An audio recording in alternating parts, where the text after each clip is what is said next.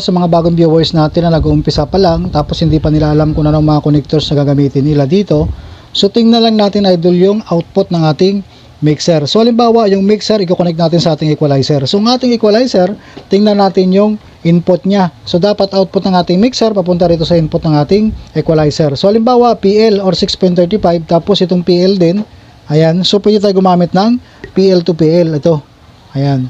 Ayan, dual 6.35 to dual 6.35. Pero ang inyong mixer naman ay XLR, tapos meron din itong XLR, pwede tayo gumamit ng connector na ganito. Ito.